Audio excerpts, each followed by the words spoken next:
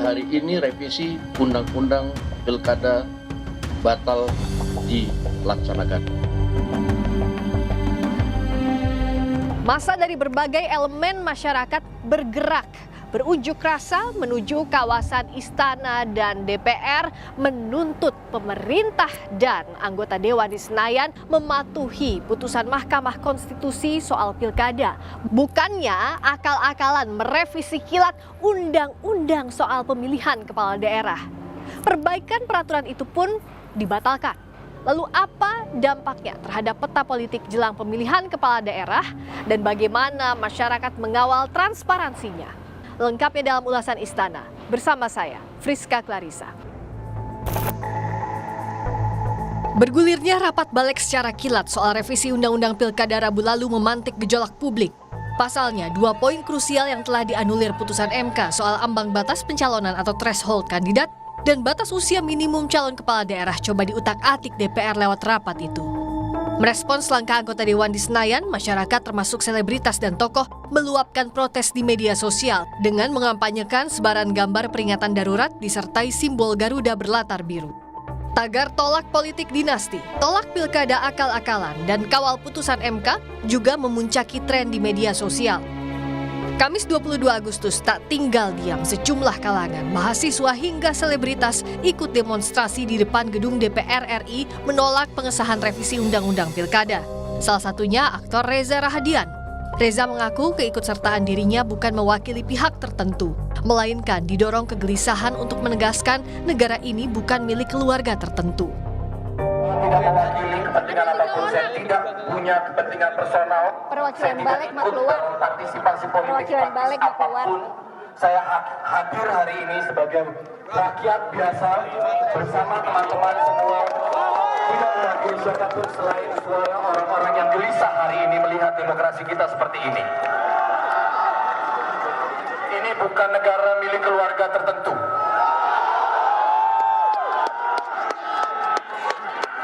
Kalau ada nomor dalam undang-undang kemudian hanya dibela untuk keluarga tertentu, saya miris melihat ini semua.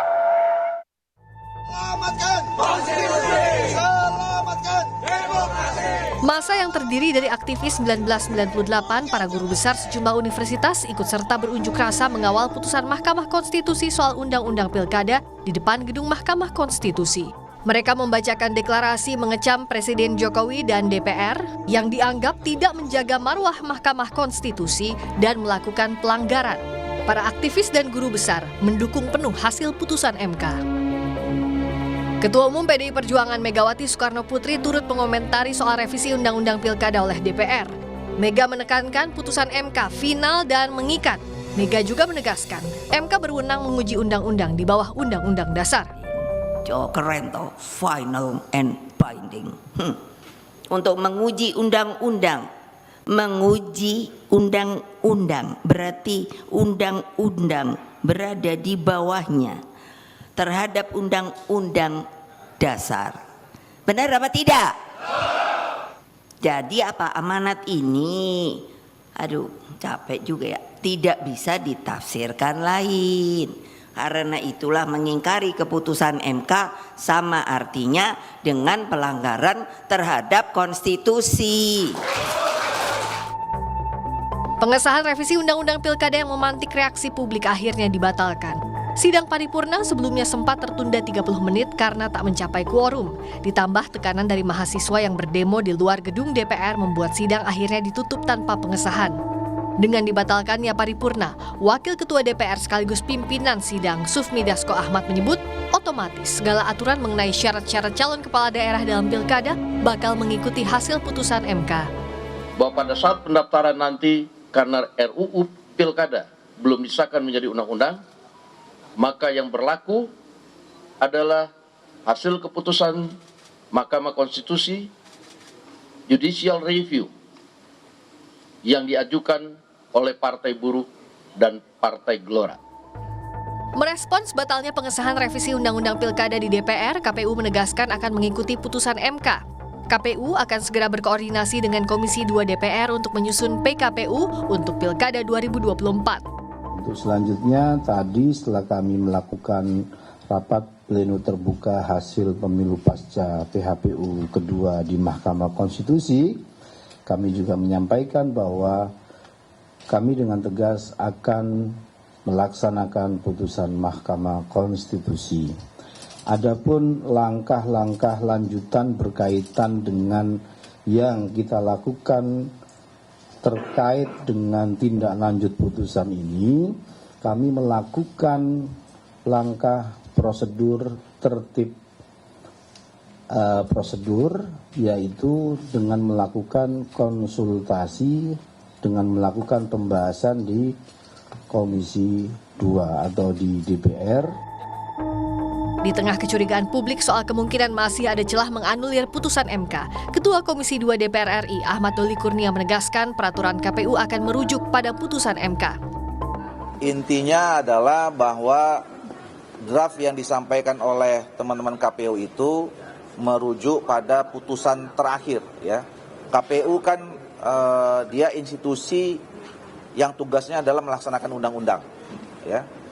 Mana undang-undang yang berlaku, itulah yang menjadi rujukan terhadap semua peraturan teknis yang dibuat oleh KPU maupun Bawaslu.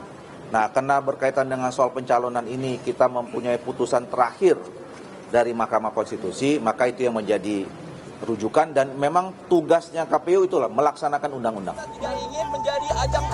Pengamat politik Universitas Paramadina sekaligus Direktur Eksekutif Indo Strategik Ahmad Khairul Umam menilai batalnya pengesahan revisi Undang-Undang Pilkada jadi peringatan bagi pemerintah bahwa rakyat kuat untuk mengawal kebijakan pemerintah.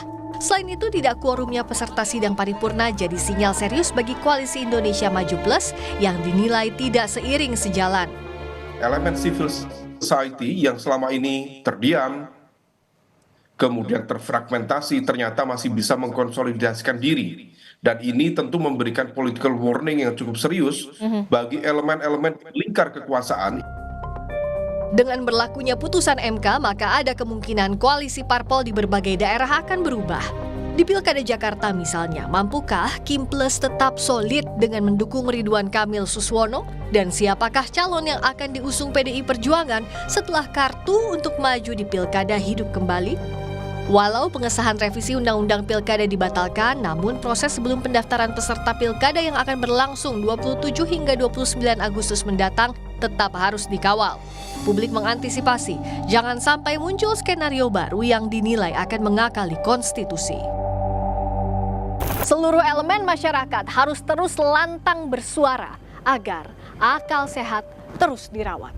Para elit harus penuhi kehendak rakyat, bukan main-main dengan logika publik.